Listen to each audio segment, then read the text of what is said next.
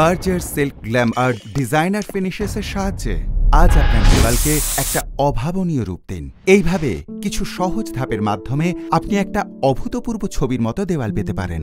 এই সম্পূর্ণ প্রক্রিয়াটিতে ঠিক যা যা প্রয়োজন হয়েছে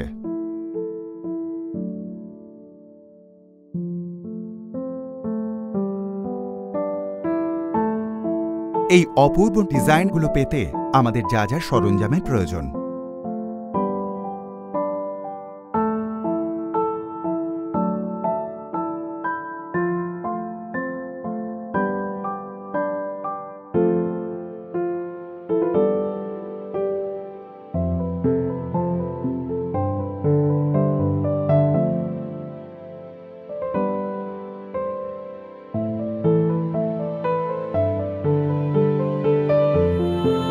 দেওয়ালের কাজের জন্য পুট্টি এবং সিল ও প্রাইম ব্যবহার করা হয়।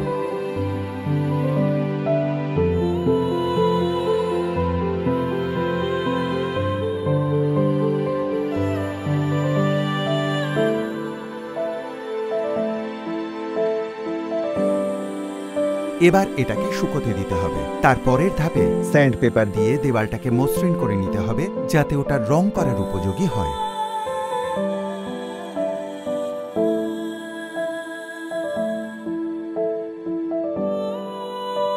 সিল ও প্রাইমের একটা শেষ প্রলেপ দিয়ে প্রাইমারটাকে শুকোতে দিতে হবে।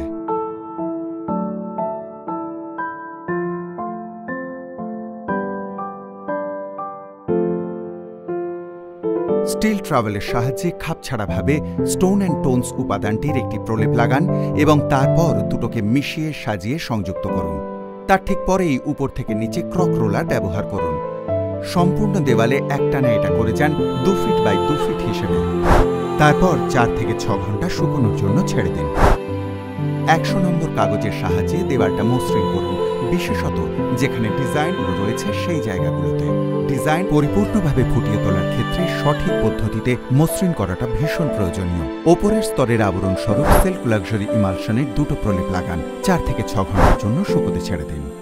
ডিজাইনটা বানিয়ে ফেলার জন্য স্বল্প পরিমাণে ফোম রোলারের মাধ্যমে মেটালিকার শেষ আবরণটা লাগিয়ে ফেলতে হবে, শুধুমাত্র উপরে এবং একেবারেই বেশি ভিতরে নয়।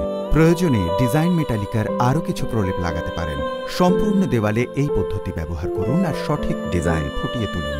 তারপর স্পঞ্জ ব্লকের সাহায্যে উপরে সামান্য ঘষুন যাতে করে পুরোপুরি ডিজাইনটা বেরিয়ে আসে।